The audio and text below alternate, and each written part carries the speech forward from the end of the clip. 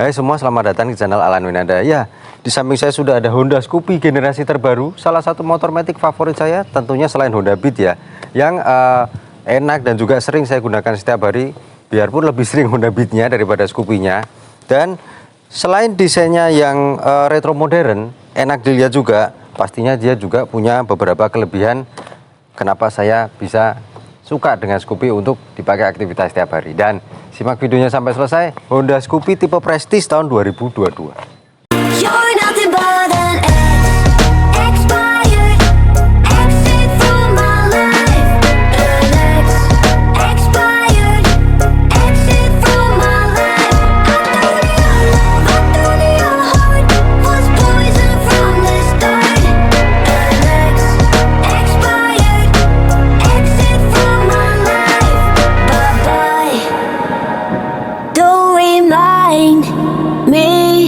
How you feel in every way?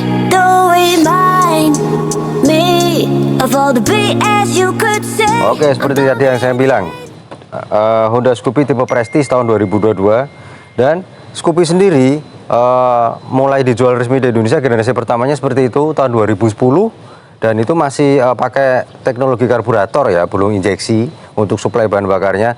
Baru di generasi kedua itu seperti itu di tahun 2013 itu sudah menggunakan injeksi. Dan di tahun 2015 ada juga yang bilang itu hanya improvement, tapi ada juga yang bilang itu generasi ketiganya atau generasi setelahnya seperti itu.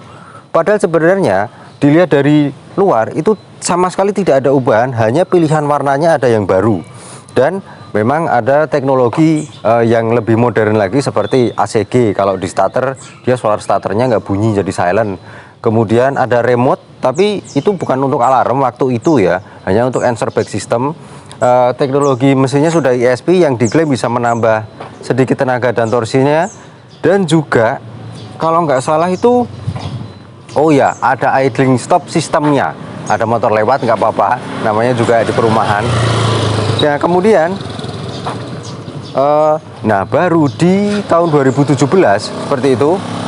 Nah itu generasi yang benar-benar terbarunya, jadi ubahannya sudah berbeda, tambah gemuk, tambah kelihatan lebih besar. Dan pertama kalinya 2017 itu Scoopy pakai velg ukurannya lebih kecil, dari ring 14 jadi ring 12, tapi bannya lebih membulat dan lebih tebal ya, jadi lebih besar gitu. Nah kemudian di 2020 keluar generasi terbarunya bersama dengan Honda Genio, yang di 2020 itu sama Honda Beat yang generasi terbarunya. Dan kalau dilihat desainnya itu memang yang pertama pasti keren. Yang kata-kata yang ada di pikiran saya waktu itu, waktu masih barunya. Kemudian nggak membosankan, menyenangkan dimanapun dan kapanpun kita ngelihat itu motor Scoopy. Dan juga mungkin kayak menggemaskan ya, kayak adik-adik capi-capi gitu rasanya. Gemuk, gede, ada seksinya, tapi juga ada lucu-lucunya. Nah lampunya itu dari generasi yang sebelumnya itu dia kalau dilihat sekilas sama agak bulatnya, tapi dia sebenarnya agak melonjong agak memanjang ke bawah gitu. Dan sudah LED proyektor, cuman yang generasi yang lama itu ada di tengah, itu dipindah ke atas. Lampu, benar, saya nyalain dulu aja. Nah itu lampu utamanya, lampu jauhnya ada di bawah. Tuh nyalanya ada di bawahnya. Nah kalau lampu senya itu masih dengan lampu senya itu masih halogen biasa. Cuman di situ kayak ada diamond cut-nya, jadi nyalanya itu seakan-akan seperti LED, padahal sebenarnya dia, nah pendaranya itu kayak LED, padahal sebenarnya dia masih bolam biasa. Nah itu yang tadi saya bilang ubahannya itu ada di velgnya. Velgnya itu ukurannya jadi ring 12 dengan profil ban yang depan itu 110/90, dan itu bannya tebal banget, kayak donat gitu ya. Nah di tengahnya itu velgnya juga saya suka tuh, jadi jari-jarinya itu nyabang dua-dua gitu, di tengahnya ada lubangnya. Dan dia banyak pastinya tubeless, sama warnanya kalau yang tipe Prestige itu velgnya bronze. Nah dia itu sebenarnya tadi saya lupa sampaikan, selain Prestige itu ada yang stylish, ada sporty dan fashion. Bedanya kalau Prestige sama stylish, dia keyless, kuncinya kayak gitu, dia nggak pakai anak kunci lagi, dia keyless. Kalau yang fashion sama sporty dia pasti pakai kunci biasa. Dan remnya depan pastinya cakram, single piston, dan suspensinya itu teleskopik. Nah,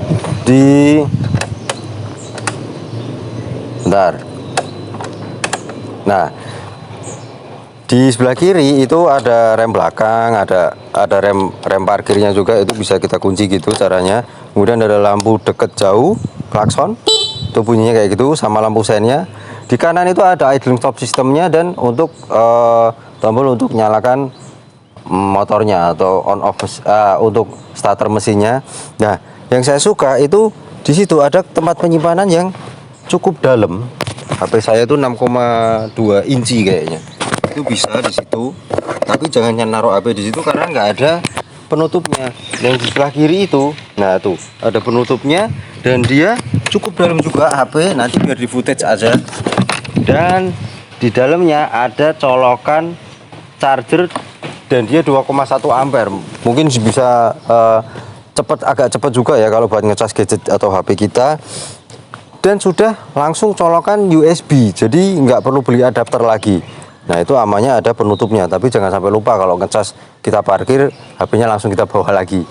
Di tengahnya itu ada gantungan dan dia ada penjepitnya juga. Nah itu sama. Nah, itu yang saya suka, joknya itu lebar. Memang di belakang nggak selebar yang di depan ya, tapi kalau di depan itu lebar dan cukup empuk.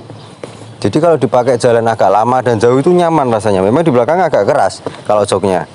Nah, di sebelah situnya footstepnya itu dari besi, tapi ada kayak gerigi-geriginya kecil-kecil, jadi nggak licin kalau dipakai kaki kita lagi di situ.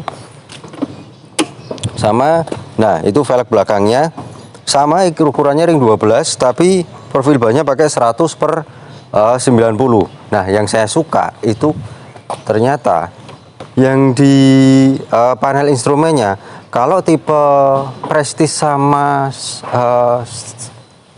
Stylish ya. Jadi Prestige sama Stylish itu begitu kita kontak, nah itu angka kecepatannya atau angka speedometernya itu kayak ada di logam warna metal atau warna silver, dan ada biru-birunya gitu garisnya di atasnya.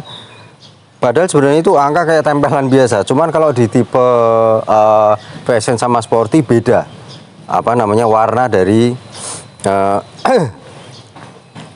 speedometernya sendiri. Nah, di bawahnya itu ada digital, itu agak silau. Nah, itu ada petunjuk digital dan angkanya layarnya warnanya putih. Itu ada jam, kemudian ada odometer, ada tombolnya juga di tengah. Selain pasnya juga ada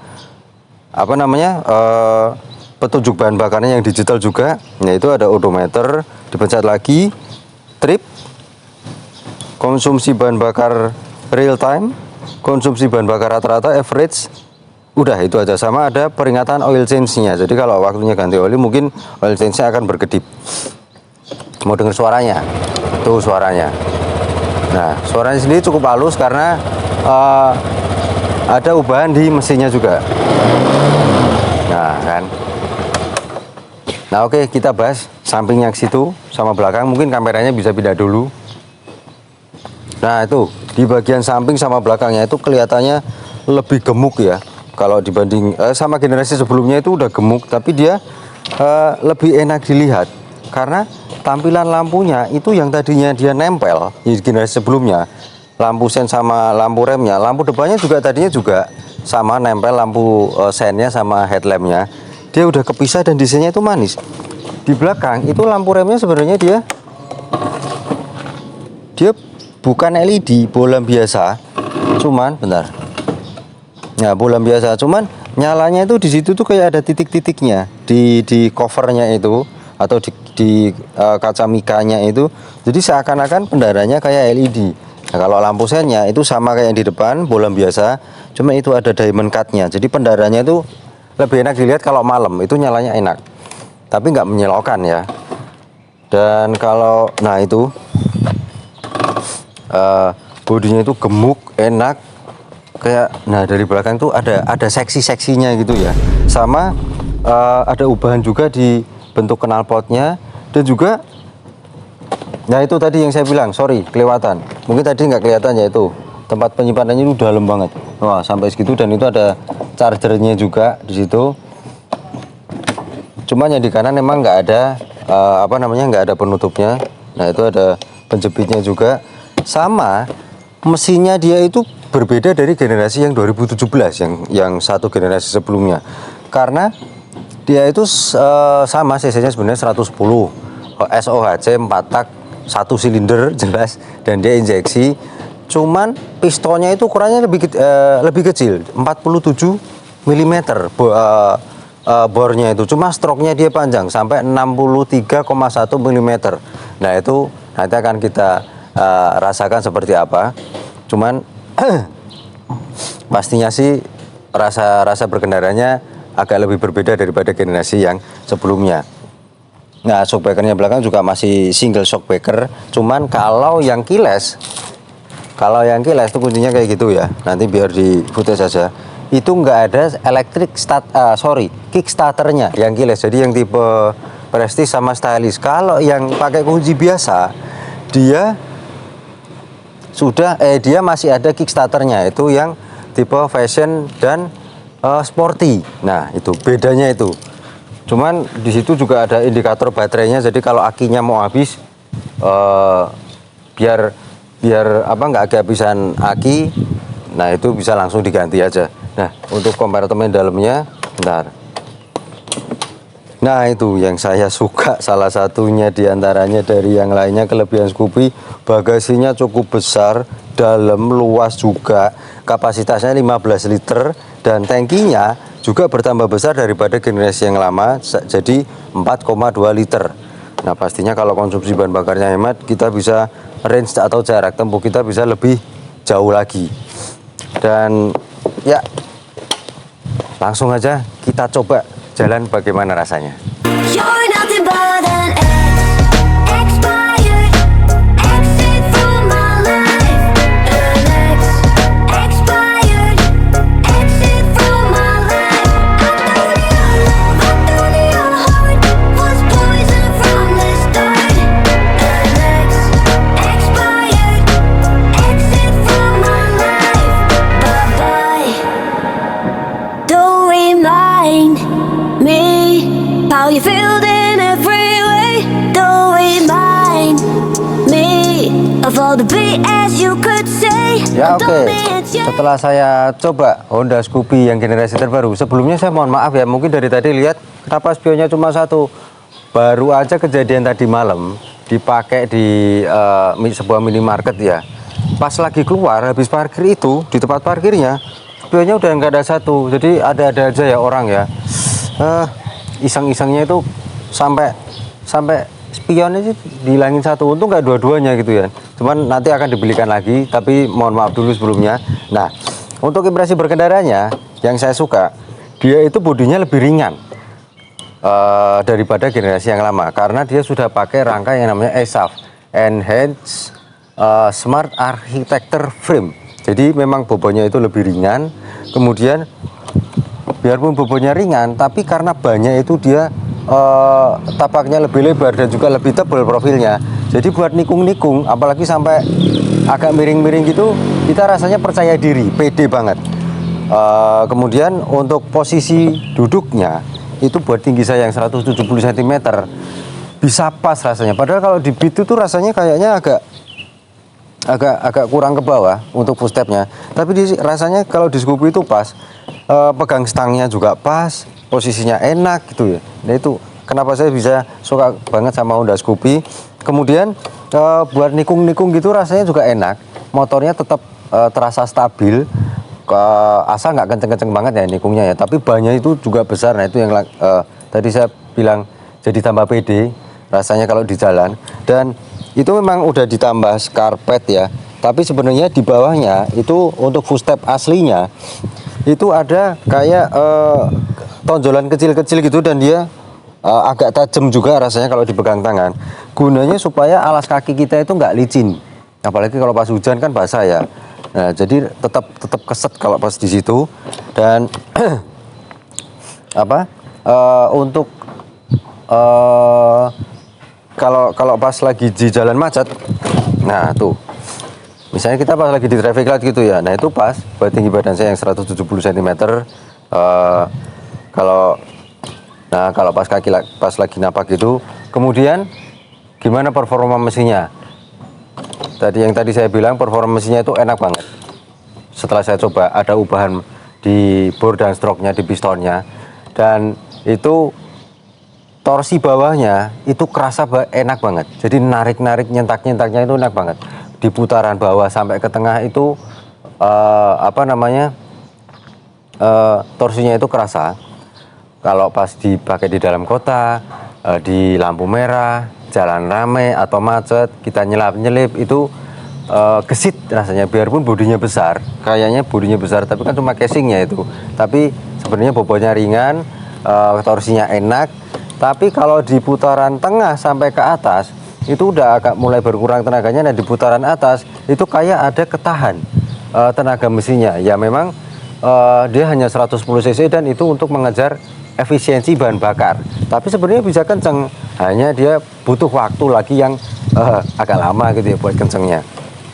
Sorry, agak flu. Dan tapi memang benar konsumsi bahan bakarnya itu sangat hemat. Sampai saya itu dari tadi muter-muter. Nah itu dari 3 digit hanya berkurang 1 digit, padahal udah lama itu dari tadi kita pakai motornya itu untuk aktivitas setiap hari ya. Dan juga klaim dari Honda waktu launching barunya Honda Scoopy terbaru dulu itu bisa 1:59 km per liter. Jadi memang benar-benar konsumsi bahan bakar yang sangat hemat. Oke, Honda Scoopy generasi terbaru. Tadi saya lupa bilang kekurangannya. Sebenarnya nggak banyak sih.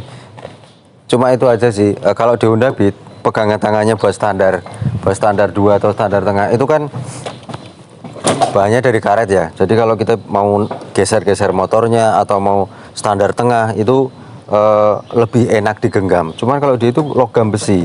Mungkin kalau nggak usah karet seluruhnya lah, pinggir-pinggirnya gitu dilapis karet, tapi dalamnya masih besi, mungkin rasanya akan lebih nyaman kalau buat standar tengah. Untungnya standar tengah itu nggak berat karena bodinya itu lebih ringan daripada generasi yang lama. Dan memang dia pantas jadi motor yang berdesain retro modern, yang banyak peminatnya, laku banget. Sampai kalau mau beli baru, itu indenya itu pesannya lama.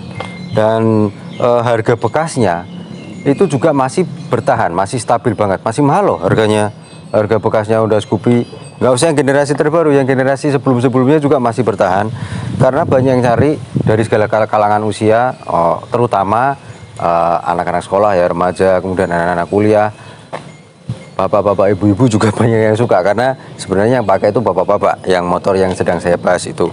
Dan untuk beban pajaknya, Honda Scoopy tahun 2022 platnya AD Klaten. Itu sekitar 250 ribuan per tahun. Jadi udah bahan bakarnya hemat, Honda jaringan sales service-nya banyak, maintenance-nya gampang, spare part-nya juga nggak mahal, harganya relatif terjangkau, juga pajaknya murah. Nah itu pengendaliannya juga enak dipakai, percaya diri banget kalau pas nikung-nikung, enak banget lah kalau dipakai di dalam kota terutama ya. Cuma pakai Scoopy itu lebih pas kalau nyantai, dipakai buat santai gitu. Apa kita jalan-jalan aja ya? Mungkin di video yang berbeda saya akan ngajak jalan-jalan, kita mungkin ya sedikit kulineran lah, coba cari makan gitu. Nanti aja pas istirahat siang. Nah, oke. Mungkin gitu aja video yang bisa saya sampaikan tentang Honda Scoopy tipe Prestige tahun 2022. Jangan lupa subscribe, klik like, share video ini ke media sosial Anda, dan komentar di bawah, klik juga gambar lonceng notifikasi agar bisa menerima video-video terbaru dari saya. Terima kasih telah menyaksikan. Sampai jumpa pada video yang lainnya.